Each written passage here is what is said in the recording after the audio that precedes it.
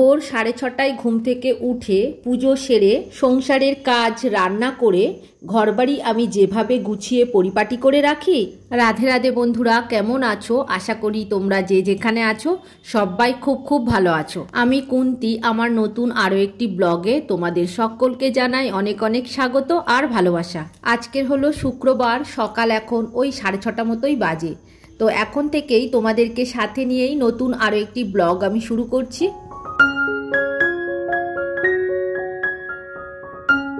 সকাল সকাল ঘুম থেকে উঠেই ফ্রেশ হয়ে দেখো কাজ শুরু করে দিয়েছি। তো এখন শীত চলে গেছে ঠিকই, কিন্তু সকালবেলা একটু একটু ঠান্ডা আছে আর হালকা হালকা কুয়াশা আছে। তো ওই দিকের জানালাটা খুলে দিলাম, এদিকে আর জানালা খুলিনি। তো আজকে সকাল সকাল সবাই ঘুম থেকে উঠে পড়েছে, বর্মশাই কেননা মন্দিরে যাবে, তো ওই কারণেই। আর ছেলে তো উঠে গেছে, ও ফ্রেশ হচ্ছে। আমি এদিকে ততক্ষণাৎ ঘরটা ঝাড়টাড় দিয়ে রেডি করে নিলাম। ও এইবার পড়তে বসে যাবে। আসলে ছেলের পরীক্ষা আছে, তো ওই কারণেই বর্মশাই মন্দিরে ফুল আনতে গেছে। তো ওটা সকালবেলায় যেতে হয়। আমাদের বারুইপুরের এইখানে শিবানীপীঠ মন্দির আছে, তো ওইখান থেকেই ফুল আনতে গেছে। প্রত্যেক বছর ওর জন্য আনে, তো এই বছরও আনতে গেছে। তো যাই হোক, ও সকালবেলায় আসার আগেই আমি সমস্ত কাজটা সেরে নিচ্ছি আর কি। ঘর দোয়ারগুলো বিছানাগুলো তুলে নিলাম, তারপরে ঝাড় দিয়ে এইবার মোছা শুরু করে দেবো। তবে 2-3টে বিছানা তো একটু তুলতে সময় হয়, তবে সকাল সকাল উঠেছি, এক এক করে কাজ করছি, আস্তে আস্তে শেষ হয়ে যাবে আশা রাখছি। তো দেখো রান্নাঘরে এখন চলে এসেছি, গ্যাস ওভেন পরিষ্কার করে নিচ্ছি আর ওভেনের উপরে যে দেয়ালগুলো আছে ওগুলোও পরিষ্কার করে নিচ্ছি। রান্না করার সময় প্রচুর তেল উড়ে ওই দেয়ালের পরে, একদম ওভেনের পাশেই তো ওয়ালটা, ওই জন্য বেশি হলুদ ছিটে ছিটে তেলগুলো পড়ে। তো প্রত্যেক দিন আমি পরিষ্কার করি। রাতে রুটি করি তো হালকা করে কিন্তু মুছে পরিষ্কার করে রাখি। আর সকালবেলায় হলে সাবান দিয়ে একদম ভালো করে ওয়াশ করে নিই, দেয়ালগুলোও করে নিলাম আর গ্যাস ওভেনটাও ভালো করে মুছে পরিষ্কার করে নিই। তবে এরপরে আবার রান্না করব, আবার নোংরা হয়ে যাবে, আবার পরিষ্কার করব। তো এই করতে থাকি আর কি। ওই দেয়ালে তেল ছিটিয়ে থাকলে তো আমার একদম দেখতে ভালো লাগে না। তো ওই কারণে যতবার আমি রান্না করি তারপরেই আবার ওগুলো পরিষ্কার করে নিই। তো দেখছো রান্নাঘর একদম আমার পরিষ্কার আছে। তো চলো, এদিকে রান্নাঘরের কাজ তো হয়ে গেল, এবার ঘর মোছার কাজ। বর্মশাই ওদিকে আসার আগেই কিন্তু আমার ঘরটা মুছে ফেলতে হবে, তা না হলে ও এসে গেলেই আবার টিফিনের জোগাড় করতে হবে, রান্নার জোগাড়। তো ওই কারণেই আমি আগে করে নেওয়ার চেষ্টা করছি। তবে আজকে তেমন কিছু রান্না করব না, ওই মাছ আছে, মাছের ঝাল করব আর লাউ ডিম করব। ও মন্দির থেকে এসে যে বাড়ির পুজোটা করে দেবে তা কিন্তু করতে পারবে না, ও আবার আজকে বেরিয়ে যাবে, ছেলে স্কুলে যাবে। ও ওখানে একটা হেড স্যারের শোয়ের ব্যাপার আছে, তো সেখানে যাবে।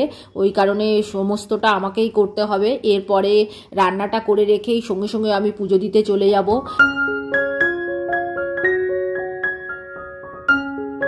আর হ্যাঁ, আরও একটা কাজ বাকি আছে, কিছুটা জামা কাপড় ভিজিয়েছি। তো বাবাকে বলেছি জল গরম করে দিতে, তো জল গরম দিয়ে অনেকটা জামা কাপড়ও ভিজিয়েছি। জানো তো, কদিন ধরে কাচতে পারছি না, ঠাকুর পুজো গেল, তো তার বাসন টাসনগুলো ছিল সেগুলো তুললাম। তো ওই কারণে 2 দিন ধরে কাচা সেরকম হয়নি আর কি। তো আজকের ভাবছি সমস্তটা কেচে নেবো। আর ওয়েদারটা বেশ ভালো, ঝলমল করছে। তো দেখো কেচে নিয়ে আমি একদম চলে এসেছি। রান্নাও আমার ওদিকে হয়ে গেছে, কিছুটা মেলাও হয়ে গেছে। এবার আরও কিছুটা বাকি আছে, সেইগুলোই মেলে দিচ্ছি আর কি। এরপরে বাসন মাজবো, পুজো করব। ওই যে 2 দিন আগে কম্বলগুলো মেলে দিলাম, তার কভারগুলো কিন্তু কাচা হয়নি। 2টো কভার কাচা হয়ে গেছে, তো আরও একটা কভার বাকি ছিল, সেই কভারটা দেখো আজকের কেচে দিয়েছি। আর বিছানা চাদরও কেচে দিয়েছি। আর কিছু জামা কাপড় তো ছিল সেগুলোও তো দিয়েছি। আমার তো অনেকগুলো জামা কাপড় পরেছিল, দিনে আমার 2-3টে করে নাইটি লাগে। তো দেখো এত হাওয়া হচ্ছে, নাইটি তো পড়ে গেল। তো যাই হোক, আবার ধুয়ে মেলে দিয়েছি। আর ক্লিপ হাতে করে নিয়ে আমি ঘুরছি, একটা করে মেলছি আর ক্লিপ দিচ্ছি। দেখছো কতটা হাওয়া হচ্ছে। তো ওয়েদারের কি পরিবর্তন, মাঝে মাঝে যে এত হাওয়া হয় তো কি বলবো। তো জামা কাপড় উড়িয়ে নিয়ে চলে যাচ্ছে। তো শুভ দুপুর বন্ধুরা, দুপুরবেলায় ছাদে চলে এসেছি আর অনেকটা জামা কাপড় কেচে দিয়েছি। আজকে ছাদে মেলতে এসেছি। আজকের ওয়েদারটা ভীষণ ভালোও আছে, ঝলমলে ওয়েদার। আর কতটা কেচেছি দেখো। এদিকে শীতের জন্য যে কম্বল ব্যবহার করতাম সেই কম্বলে কভার আছে, চাদর আছে, শাড়ি আছে, তারপরে ওইদিকে অনেক আমার নাইটিগুলো রয়েছে, মেলে দিয়েছি। তো আজকের অনেকটা কেচে দিয়েছি আর বেলাও হয়ে গেছে। তো চলো তোমাদের সবাইকে শুভ দুপুর জানিয়ে দিলাম। এবার ঠাকুরের বাসনগুলো মেজে নেবো। তো আমাদের বেল গাছের গোড়ায় তো ওই ছোট ছোট সেই আমরুল গাছ বলে না, সেই গাছ হয়েছে, সেটা দিয়ে বাসন মাজলে বাসন বেশ চকচক করে, মানে কাঁসা পেতলের বাসনগুলো আর কি, ওগুলো হালকা টক টক হয়। তো তো ওই কারণে দেখো আমি ওইগুলো তুলে নিয়েছি, নিয়ে এখন বাসন মাজছি, একটু সাবানও নিয়েছি। আর বাবা এই গাছগুলো তুলে ফেলে দেয়, তো আমি ভাবলাম আজকে এটা দিয়েই বাসন মেজে নিই। এদিকে আবার স্নানের জন্য আমি এক বালতি জল রোদে দিলাম। ওই লোহার বালতিতে করে দিলে জলটা বেশ গরম হয়ে যায়, এখন হালকা হালকা ঠান্ডা আছে, তো এই জল রোদে দিলাম, হালকা গরম হয়ে যাবে, ওই জলেই চান করবে, ছেলে করে বাবা করে। তো যাই হোক, এখন আমি বাসনগুলো মেজে নিচ্ছি, এরপরে পুজো শুরু করব। তো চলো এইবার তোমাদের কিছু সুন্দর সুন্দর কমেন্টের উত্তর দিয়ে দিই। সংসার বৃন্দাবন থেকে দিদিভাই কমেন্ট করেছে, খুব ভালো লাগে দিদিভাই তোমার বাড়ির ঠাকুর ঘর। তো দিদিভাই তোমাকে বলি অসংখ্য অসংখ্য ধন্যবাদ কমেন্ট করার জন্য। তুমি খুব খুব ভালো থেকো আর এইভাবেই সবসময় আমার পাশে থেকো। চলো আরও একটা কমেন্টের উত্তর দিয়ে দিই। সুস্মিতা দাস মহারানা দিদিভাই কমেন্ট করেছে, আমরা প্রত্যেকেই কিন্তু নিজের মতো করে সাজিয়ে গুছিয়ে পুজো করি। তো দিদিভাই তোমাকে অসংখ্য ধন্যবাদ কমেন্ট করার জন্য। তুমি তো একদমই ঠিক বলেছো, সাজিয়ে গুছিয়ে যদি পুজো করা যায় তাহলে সুবিধা হয় এবং তাড়াতাড়ি হয়ে যায়। তো তুমি ভালো থেকো, সুস্থ থেকো আর এইভাবেই আমার পাশে থেকো। বাসন মাজা আমার হয়ে গেছে, আর পায়রাগুলো এত জ্বালাতন করছে, ওই জন্য ওদের আগে খেতে দিয়ে দিলাম। তো কিছুটা বাসন ধোয়া বাকি আছে, এরপরে গিয়ে ধুবো, তো ওদের খেতে দিয়ে দিই। দেখো ওরা খাওয়া শুরু করে দিয়েছে, আর আমি ওদিকে বাসনগুলো ধুয়ে নিচ্ছি। দেখো কতটা স্পিডে খাচ্ছে, মানে অনেকক্ষণ খাওয়া হয়নি। আসলে বর্মশাই সকালবেলায় ওদের খেতে দেয়, মানে সকালে বলতে ওই 10টার দিকে ওদের দেয় খেতে, আর ও তো আজকে দিতে পারিনি, ও বেরিয়ে গেছে, তো ওই কারণেই ওদের খুব খিদে পেয়ে গেছে, তো আমি দিয়েছি। দেখো স্পিডে খাচ্ছে। যাই হোক, এদিকে আমার বাসন ধোয়া কমপ্লিট হয়ে গেছে, এখন ওই বেল গাছে, তুলসী গাছে আর মনসা গাছে জল দিয়ে দেবো। আর এখন বেলার দিকে এত কড়া রোদ্দুর উঠছে, যেন চৈত্র বৈশাখ মাসের মতো রোদ উঠেছে জানো তো। আর এদিকে টবগুলো শুকিয়ে যাচ্ছে, আসলে ছোট জায়গার মধ্যে তুলসী গাছটা রয়েছে, মানে তুলসী গাছের টবটা বেশি শুকিয়ে যায়, ওটা প্লাস্টিকের তো, আর ওগুলো তো সব মালসা মানে মাটির, ওই কারণে ওগুলো অতটা মানে মাটিটা শুকিয়ে যায় না, কিন্তু তুলসী গাছের মাটিটা খুব তাড়াতাড়ি শুকিয়ে যায় এবং 2-3 বার করে জল দিতে হয়। তবে আমার ছেলে বর্মশাই আমি তিনজনেই চান করে তুলসী তলায় জল দিই, তো জল থাকে না। আসলে ব্যাপার হচ্ছে এটাই জানো তো, নিচে একটা ফুটো করা আছে, জল বেরিয়ে যায়। তো এদিকে দেখো তোমাদের সাথে গল্প করতে করতে আমার পুজো করা কিন্তু হয়ে গেল। তো জামা কাপড় শুকিয়েও গেছে, আর ভিডিও শ্যুট মধ্যিখানে করিনি জানো তো। কতটা জামা কাপড় হয়েছে দেখছো, সব নিয়ে চলে এসেছি। এইবার একে একে ভাঁজ করে যে যার জায়গায় রেখে দেবো। তো সঙ্গে সঙ্গে ভাঁজ না করে নিলে, ওই তাল করে রেখে দিলে না জামা কাপড়গুলো একদম অন্যরকম ভাঁজের হয়ে যায়, আর তখন অসুবিধা হয়, আর অনেকটা জায়গা নিয়ে থাকে। তবে আমি অবশ্য একটা গামলার মধ্যেই রাখি, আর আজকের মনে করছি সব ভাঁজ করেই নেবো একেবারে।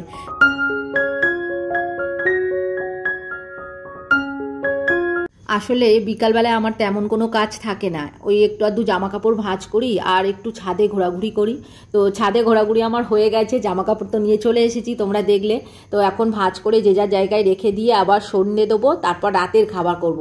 আজকে দুপুরবেলায় কি রান্না করেছি তোমাদের সাথে তো শেয়ার করলাম না, তবে রাতে একটা স্পেশাল জিনিস করব, সেটাই তোমাদের সাথে শেয়ার করব। তো আমি অনেক দিন করিনি এটা, তো আজকে ভাবছি করব। তো চলো। আর এদিকে দেখো জামা কাপড়গুলো যে যার সেট কিন্তু আলাদা করে নিচ্ছি। একদিকে বাবার আছে, বর্মশাইয়ের আছে, আর আমার আছে। আজকে কিন্তু ছেলের বেশি জামা কাপড় নেই। এদিকে জামা কাপড় ভাঁজ করতে করতে তোমাদের আরও একটা কমেন্টের উত্তর দিয়ে দিই। কবিতার কথা থেকে দিদিভাই কমেন্ট করেছে, দিদিভাই তোমার ঠাকুরঘর দেখলে মন ভরে যায়। ওং নমঃ শিবায়, কত সুন্দর করে গুছিয়ে পুজো করলে, দারুণ ভিডিও। প্রথমেই বলি তোমাকে দিদিভাই অসংখ্য ধন্যবাদ এত সুন্দর কমেন্ট করার জন্য। আসলে কি বলো তো দিদিভাই, পুজোর যে কোনো কাজ করতে আমার খুব ভালো লাগে এবং আনন্দও লাগে। তো পুজোর কাজ করতে গেলে একটু গুছিয়ে নিতে হয়, তা না হলে পুজো করার সময় কিছু না কিছু জিনিস ভুলে যেতে পারি। তো ওই কারণে সবার আগে আমাকে গুছিয়ে নিতে হবে, কার পরে কি করব না করব। তো জিনিসগুলো যদি হাতের ধারে থাকে এবং চোখের সামনে থাকে তাহলে পরপর পরপর করতে পারবো।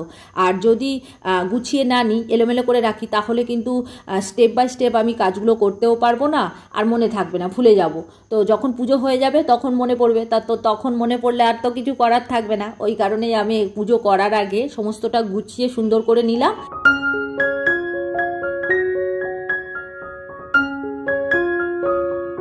যাই হোক দিদিভাই, তুমি খুব ভালো থেকো আর এইভাবেই সব সময় আমার ভালোবাসা দিও। তো এবার আরও একটা কমেন্টের উত্তর দেব। কল্যাণিয়া মায়ের রন্ধনশালা থেকে দিদিভাই কমেন্ট করেছে, ঠাকুরঘর দেখে মন ভালো হয়ে গেল, তোমার পুজো দেখে নিলাম, ভোলে বাবা তোমার মঙ্গল করুক। অসংখ্য ধন্যবাদ গো দিদিভাই তোমাকে এত সুন্দর কমেন্ট করার জন্য। তুমিও খুব খুব ভালো থেকো, আর এইভাবেই সব সময় কিন্তু আমার পাশে থেকো এবং ভালোবাসা দিও। তোমাদের সাথে গল্প করতে করতে সব জামাকাপড় কিন্তু আমার ভাঁজ করা হয়ে গেছে। তো রুমাল দুটো বাকি ছিল, ওই দুটোই ভাঁজ করে এবার ঢুকিয়ে দেবো বক্সের মধ্যে, দিলেই কিন্তু আমার হয়ে যাবে। আমি কিন্তু রুমালগুলো এরকম বক্সের মধ্যেই রাখি, তো এতে আমার সুবিধা হয়। আসলে ওরা যখন বের হয় এই বক্স থেকে নিয়ে বেরিয়ে যায়, তো খুঁজে পেতে আর কি সুবিধা হয়, ওই কারণেই আমি বক্সের মধ্যে রাখি। তবে দেখো অনেক রুমাল জমে গেছে। আসলে কি হয়েছে বলো তো, বর্মশাই রুমাল নিয়ে যেতে ভুলে যায়, তখন রাস্তা থেকে কিনে নেয়, তো এই করতে করতে বক্স পুরো ভরে গেল। তো যাই হোক, এবার আবার হয়তো কবে কিনে আনবে, হুট করে যখন যেদিনকে রুমাল নিয়ে যেতে ভুলে যায় সেদিনকে রাস্তা থেকে কিনে নেয়।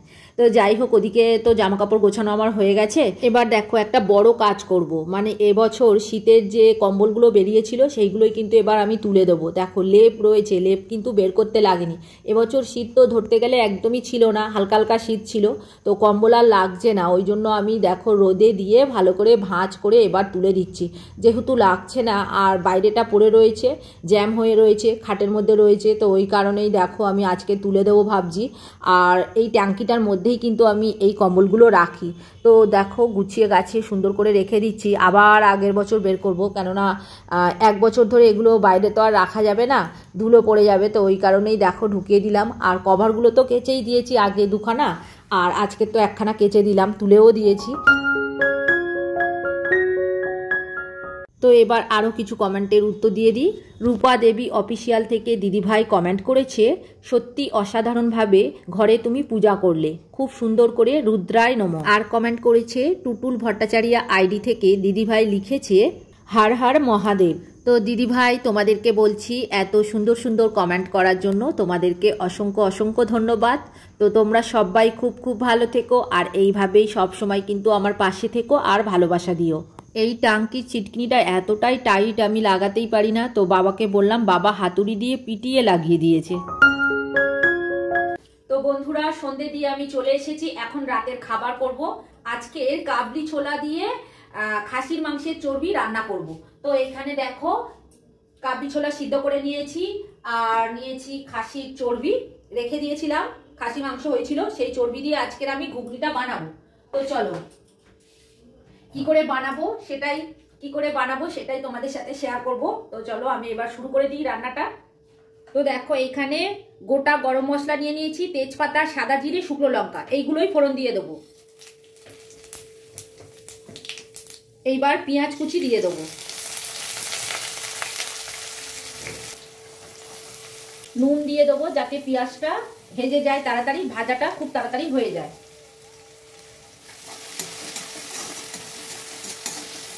পেঁয়াজটা একটু ভাজা ভাজা করে নেবো, নিয়ে এইবার আদা রসুন বাটা দিয়ে দেবো। আদা রসুনটা আমার আগের দিন বাটা ছিল, সেটাই দিয়ে দিলাম। দেখো একটু জল জল মতো, তো অসুবিধা নেই, আস্তে আস্তে ভাজতে ভাজতে ঠিক হয়ে যাবে। তো এইবার একে একে মশলা দেবো, হলুদের গুঁড়ো দিলাম, লঙ্কার গুঁড়ো দিলাম, জিরের গুঁড়ো আর ধনের গুঁড়ো, এই 4 রকম গুঁড়ো মশলা দিয়ে দিলাম। তো দিয়ে এইবার ভালো করে কিন্তু আমাকে কষিয়ে নিতে হবে। তো কষানো হয়ে গেছে, এইবার টমেটম দিয়ে দেবো, একটু বেশি করে টমেটম দিয়েছি জানো তো, মানে ওই 1.5টা মতো টমেটম দিয়েছি। আসলে টমেটম খেতে আমার খুব ভালো লাগে আর কি, ওই কারণে। আর বাড়িতে কোনোদিন যদি টমেটম না থাকে, তরকারিতে না দিই, তাহলে তরকারিটা দেখতেও ভালো লাগে না আর খেতেও ভালো লাগে না। তো দেখো এখন আমি চর্বি দিয়ে দিলাম, চর্বিগুলো অবশ্য আমি কাটিনি, গোটা যেরকম ছিল সেরকমই দিয়ে দিয়েছি। তো আস্তে আস্তে গলে যাবে জানো তো, আর খুন্তি দিয়ে কেটে কেটে নেবো আস্তে আস্তে। তো এইবার আমাকে ভালো করে কিন্তু কষাতে হবে, বেশ অনেকটা সময় নিয়ে কিন্তু এই চর্বিটা কষাতে হবে। তো দেখো কষাতে কষাতে একদম চর্বিগুলো ছোট ছোট হয়ে গেছে, দেখো একদম গলে গলে গেছে আর কি। আর কিছু কিছু ছিল সেগুলো আমি খুন্তি দিয়ে আস্তে আস্তে কেটে কেটে ছোট করে দিচ্ছি। এইভাবেই অনেকটা সময় নিয়ে কিন্তু ভালো করে আমাকে কষিয়ে নিতে হবে জানো তো। তো যখন দেখবে তেল ছেড়ে দেবে তখন বুঝে নিতে হবে আমার কষাটা হয়ে গেছে। এখনও কিন্তু আমার কষা হয়নি, একটু একটু করে জল দিয়ে দিয়ে দেখো আমি ভালো করে কিন্তু কষিয়ে নিচ্ছি। আর ওদিকে কাবলি ছোলাটা তো আমার সিদ্ধ করা আছে, আর আলুও দেবো আজকে একটু মানে ঘন ঘন হওয়ার জন্য। তো দেখো এখন কাবলি ছোলা সিদ্ধটা দিয়ে দিচ্ছি, দিয়ে আবারও আমি ভালো করে কষিয়ে নিচ্ছি। প্রথমে কিন্তু কাবলি ছোলা সিদ্ধটাই দিলাম।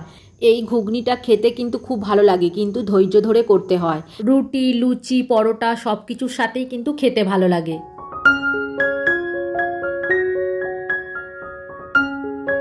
এটা তো খাসির মাংসের চর্বি, তো ওই কারণেই ভালো করে কষিয়ে নিতে হয়, নইলে গন্ধ হতে পারে।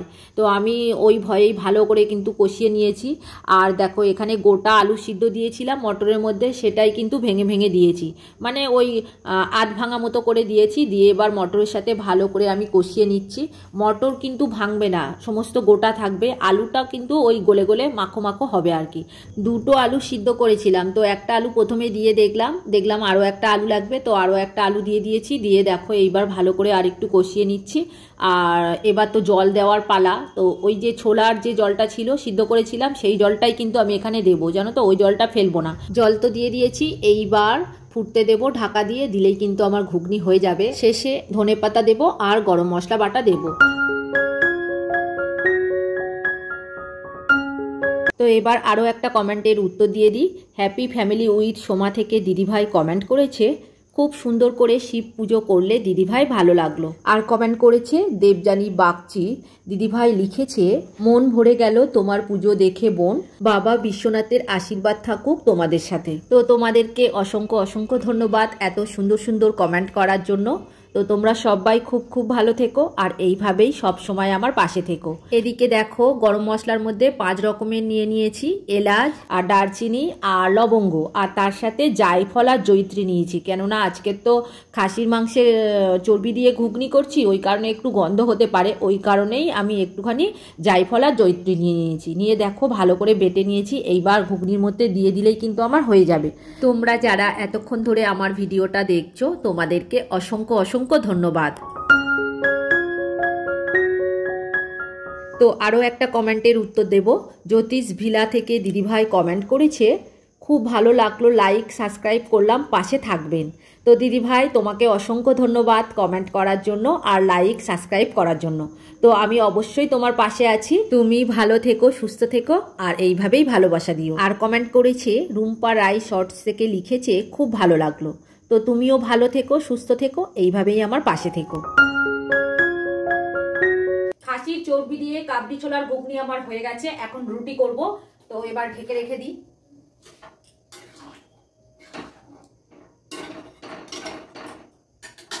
এই গ্যাস বন্ধ করে দিলাম। তাহলে চলো বন্ধুরা, আজকের ভিডিও আর বড় করব না, এখানেই শেষ করব। তোমরা সবাই খুব খুব ভালো থেকো। যারা নতুন বন্ধু হয়ে আমার এই ভিডিওটা দেখছো, তাদের আমার পাশে থাকার জন্য অনুরোধ করছি।